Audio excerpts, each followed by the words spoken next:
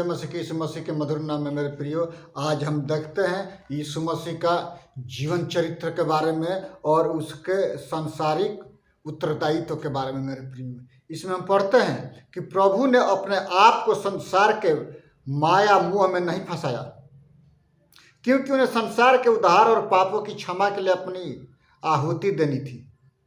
अपना प्राण देकर, अपना लहू बहाकर, कष्ट तथा अपमान सहकर और संसार के पापों को कलवरी के क्रूस पर उठा करके अपने आप को बलिदान देना था मेरे प्रिय। इसमें हम पढ़ते हैं कि यीशु मसीह अपने आप को सांसारिक मोह माया में, शोक विलास में या सांसारिक दुनियावी कार्यों में वो अपने आप को नहीं फंसाया, इसलिए कि वो संसार को और संसार के लोगों के लिए परमपिता परमेश्वर ने अपने पुत्र प्रभु यीशु मसीह को इसीलिए भेजा कि सब लोग उद्धार पाए और बहुतायत से पाए। वो कहते हैं कि संसार में तो तुम्हें कलेश होता है, परंतु ढाढ़स बांधो, मैंने संसार को जीत लिया है। इसीलिए प्रभु यीशु मसीह कहते हैं कि तुम संसार के नहीं हो। यदि संसार के होते तो संसार तुमसे प्रेम करता। तुम स्वर्ग के हो और स्वर्ग का परमेश्वर तुम्हें प्रेम और शांति और आनंद से भरता है। इसलिए यीशु मसीह यूहन्ना रचित सुसमाचार उसका 17 अध्याय और 1 से हम 26 में पाते हैं कि वो कहते हैं अपने चेलों से, एक आयत हम पढ़ लेंगे। यीशु ने ये बातें कही और अपनी आंखें आकाश की ओर उठाकर कहा, हे पिता, वो घड़ी आ पहुंची है।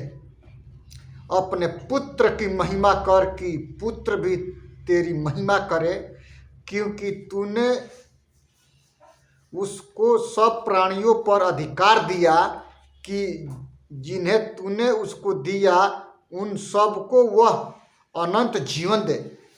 अनंत जीवन यह है कि वे तुझ एकमात्र सच्चे परमेश्वर को और यीशु मसीह को जिसे तूने भेजा है जाने।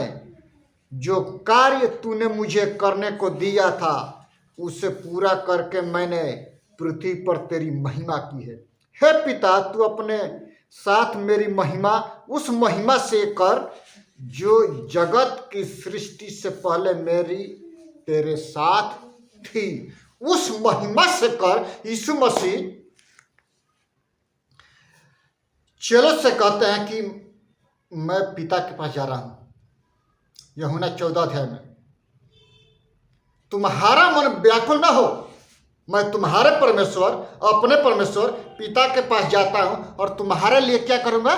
जगह तैयार करूंगा। इसीलिए प्रभु यीशु अपने आप को दुनियावी कार्यों में नहीं फंसाए। यदि शादी करते तो बच्चों की चिंता होती, परिवार की चिंता होता, लेकिन वो शुरू से नाजिर थे, क्योंकि यहोवा परमेश्वर अपने पुत्र को कार्य को पूरा करने के लिए पृथ्वी पर भेजा। जिस प्रकार से हम उत्पत्ति में 3 में हम पढ़ते हैं कि आदम हवा ने पाप किया, उस वृक्ष का खाया जिसको यहोवा परमेश्वर ने मना किया था, सारी पृथ्वी को कलंकित कर दिए, सारे मानव जाति को। उसको अमरता में बदलने के लिए प्रभु यीशु मसीह देह रूप धारण किया, मरियम नाम कुंवारी से उत्पन्न हुआ, 35 पिलातुस के राज्य में मारा गया, गाड़ा गया, तीसरे दिन मृतकों में से जी उठा। वो कहता है कि उस महिमा से कर जो मैं पहले थी। यीशु मसीह तीसरे के दिन जी उठा और फिर वो पिता के पास पहुंचा। फिर 40 दिन और 40 रात पृथ्वी पर चेलों को समझाता और सिखाता रहा कि देखो मैं जीवित हूं। मेरे प्रियो, जब जीवन का रचयिता आपके साथ में संगति करता है तो आपको दूसरे व्यक्ति को देखने की जरूरत नहीं, चाहे वो आपको प्रेम करे या चाहे ना करे। हमको देखना है तो यीशु मसीहा को, मनुष्य को नहीं। हमको नहीं देखना, पास्टर को नहीं देखना। पास्टर बदलने से चर्च नहीं बदलता, चरित्र को बदलने से सब कुछ बदल जाता है मेरे प्रियो। क्योंकि यीशु चरित्र के बारे में वो पूछेगा, आपके धन और दौलत के बारे में नहीं पूछेगा कि आपने कितना कमाया और कितना खाया। आपका चरित्र कैसा था उसके बारे में पूछेगा।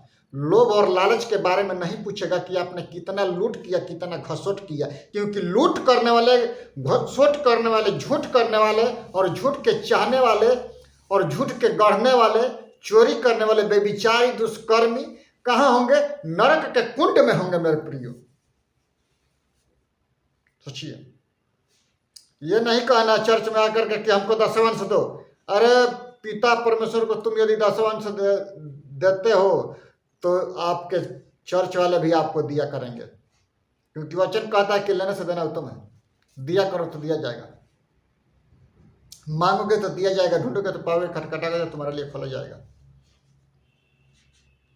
हम प्रार्थना करते हैं कि हे पिता, हमारे जीवन को, हमारे परिवार को, हमारे गांव वालों को, हमारे देश को, हमारे राज्य को, आसपास के पड़ोसी देश को आप सुरक्षा प्रदान कीजिए। यीशु कहते हैं कि तुम अपने शत्रुओं के लिए प्रार्थना करो कि उसका मन बदल जाए और बुद्धि के न हो जाने से उसका चाल चलन बदल जाए। सताने वालों के लिए प्रार्थना कीजिए। जहां पर जो लोग सताते हैं वे अपने संतान को क्या शिक्षा देंगे? छत्तीसगढ़ हो या उड़ीसा या कहीं भी हो, क्या शिक्षा देंगे अपने संतान को? क्योंकि अपने संतान को कांटा वाला बीज बो करके सिखाते हैं कि इसी तरह से सताना होता है, तुम भी करना। क्या सिखाएंगे? यीशु कहता है कि जैसा मैं पवित्र हूं तुम पवित्र बनो। स्वर्ग की परमेश्वर की आत्मा आपके जीवन में, आपके हृदय में वास करना चाहती है, और वो कहते हैं कि क्या तुम नहीं जानते हो कि तुम्हारा शरीर पवित्र आत्मा का मंदिर है और खून दे करके मैंने खरीदा है? इक्लीसिया का मतलब है कि यीशु के लहू से खरीदे हुए लोगों का झुंड को बोलते हैं कलीसिया।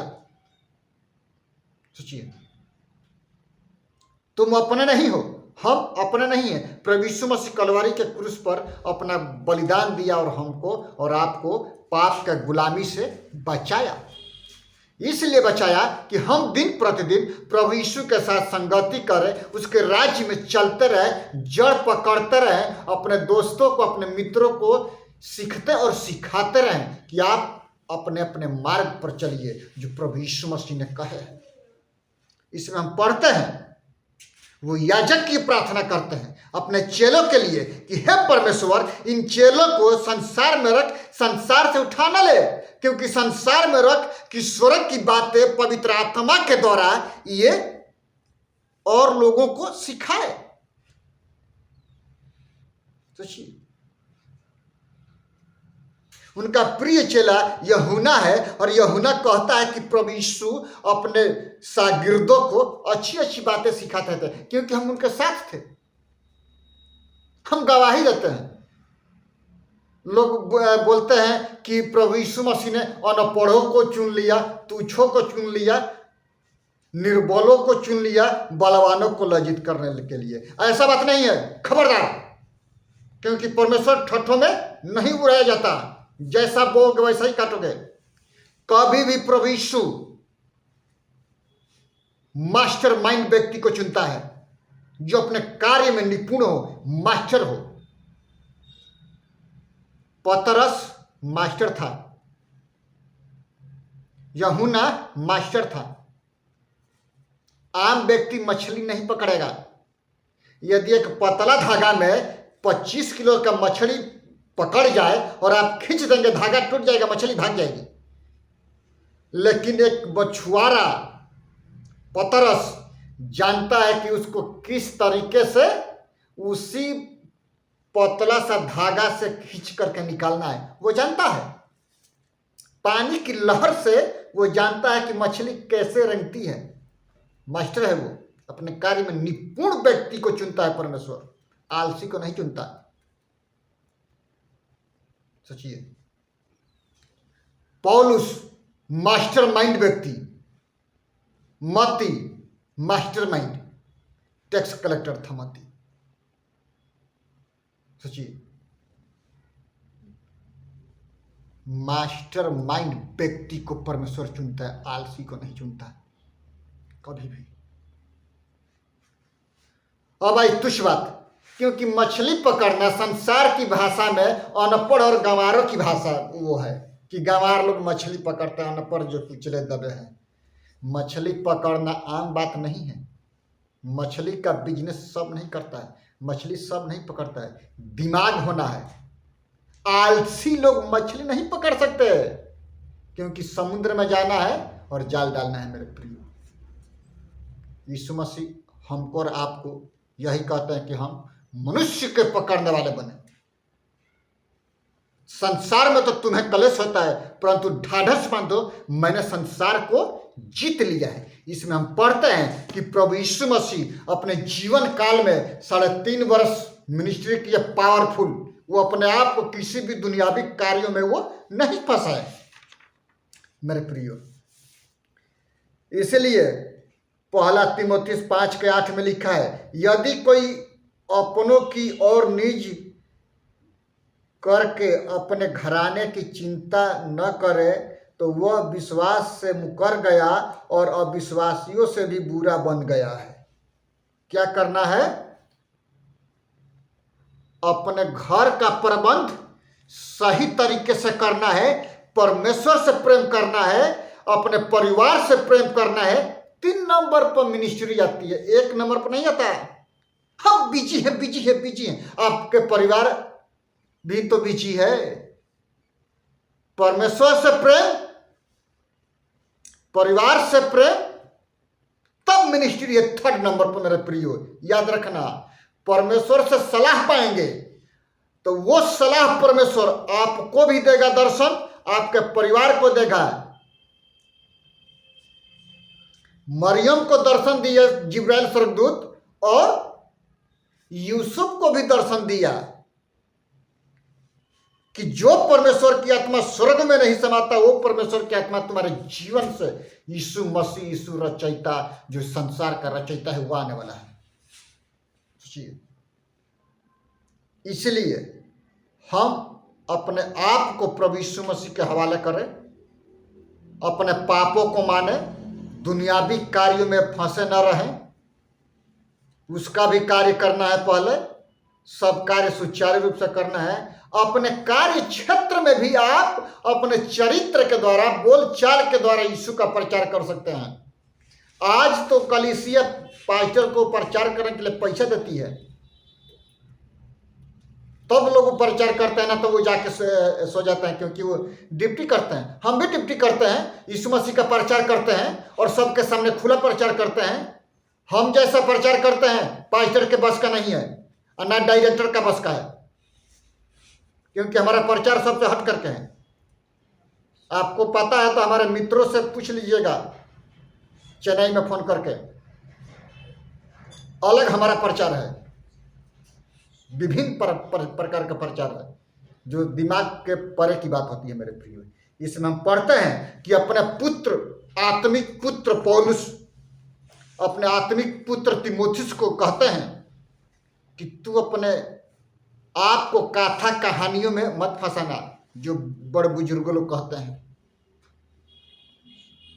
उस वरदान के प्रति निश्चिंत मत रहना, क्योंकि बपतिस्मा लेने से, वरदान पाने से, अन्य भाषा बोलने से स्वर्ग के राज्य का चाबी नहीं है। स्वर्ग के राज्य का चाबी यह है कि जो व्यक्ति निरंतर प्रभु यीशु मसीह के चरणों में बैठता है, प्रार्थना करता है दिन प्रतिदिन कि हे प्रभु यीशु, जब तू अपने राज्य में आए तो मेरी सुधि लेना, और दिन प्रतिदिन जड़ पकड़ता होता रहता है और प्रभु यीशु मसीह के नजदीक वो पहुंचते जाता है मेरे प्रिय। एक दिन के खाना खाने से पेट नहीं भरता, एक दिन के प्रार्थना करने से स्वर्ग राज्य आदमी नहीं पहुंचता। क्रियाशील रहना है, तब जाकर के हम पहुंचेंगे। एक बार आप अपने खाते में 10-20 करोड़ डाल देंगे और निकालते रहेंगे तो वो घटते जाएगा, खत्म हो जाएगा। तो एक दिन के प्रार्थना करने से स्वर्ग राज्य नहीं मिलता। दिन प्रतिदिन क्रियाशील रहना मेरे प्रियो, केयरफुल रहना। इसीलिए पौलुस अपने आत्मिक बेटे तिमोथी को बोलता है कि उस वरदान के प्रति तू निश्चिंत मत रह, दिन प्रतिदिन संघर्ष कर और जड़ पकड़ते जा कि उस मुकाम तक पहुंच जो प्रभु यीशु मसीह ने तुमको मिनिस्ट्री दिया है। यदि पास्टर को एक बार नरक में भेज दिया जाए, डायरेक्टर को एक बार नरक में भेज दिया जाए और उसको बाहर निकाला जाए, गलती नहीं करेगा। ये नहीं बोलेगा कि मेरी बहन बोलती है कि उसको निकाल दे, तो मेरी बीबी बोलती है कि टूटा हुआ कटोरी में खाना खिला दे। वो नहीं बोलेगा। वो ये बोलेगा कि उसको नरक में डाल और 1 सप्ताह के बाद निकाल उसको, फिर दोबारा गलती करेगा नहीं। ये कहता है परमेश्वर का वचन। क्योंकि आत्मिक लोग आत्मा के बात कहते हैं, सांसारिक लोग सांसारिक बातें बोलते हैं। आज बहुत सारे चर्चों से बहुत सारे लोग हैं, बोलते हैं दिया करो, दे दो दो दो। अरे तुम यदि प्रभु यीशु मसीह के साथ में संगति करोगे, प्रभु यीशु आपको देगा। मेरे प्रियो, इन सारे वचनों से प्रभु आपको और हमको आशीष कराइए, प्रार्थना करते हैं। पिता, हम धन्यवाद करते हैं महान प्रभु, सुंदर समय के लिए पिता, सुंदर दिन के लिए, सुंदर समय के लिए पिता, की जो आपने हम सबों के जीवन में दिया है पिता, धन्यवाद करते हैं। यहाँ पर जितने लोग बैठे हैं, छोटे से बड़े तक पिता, अपनी आत्मा उंडेल पिता और उनके जीवन में काम कर, नए नए वरदानों से भर पिता परमेश्वर, आत्मिक वरदानों से भर पिता, कि जब आपका राज्य है तो यहाँ के एक एक लोग जो बैठे हुए हैं उन आपके राज्य में शामिल किए जाए महान प्रभु। मैं अपने आप को, अपने परिवार को, अपने बच्चों को आपके हाथों में देते हैं पिता, आप आशीष कीजिए महान प्रभु। भारतवर्ष के शासन व्यवस्था को आपके हाथों में देते हैं पिता, आप आशीष कीजिए महान प्रभु। राष्ट्रपति से लेकर के सरपंच तक अधिकारों का आपके लहू में छिपाते हैं, आप आशीष कीजिए महान प्रभु। प्रार्थना करते हैं बीएसएफ के जवान के लिए पिता, एसआईएस के लिए पिता, कि जितने लोग पाए जाते हैं महान प्रभु, उनके जीवन में आप कार्य कीजिए महान प्रभु जी। प्रार्थना करते हैं महान प्रभु, आपका अनुग्रह पिता हम सबों के जीवन में बहुत ऐसे होने पाए महान प्रभु। इस्राएल जाति को पिता, पुत्र, पवित्र आत्मा के नाम से आशीषित करते हैं पिता, धन्यवाद करते हैं खुदावंद। सारा आदर महिमा आपको देते, उद्धार करता प्रभु यीशु मसीह के नाम से मांगते हैं, आमीन। यीशु मसीह का अनुग्रह, परमेश्वर पिता का प्रेम और पवित्र आत्मा की संगति और सहभागिता अब से लेकर के आने वाले दिनों तक होती रहे, आमीन आमीन। सबको जय मसीह की, यीशु मसीह के मधुर नाम में मेरे प्रियो।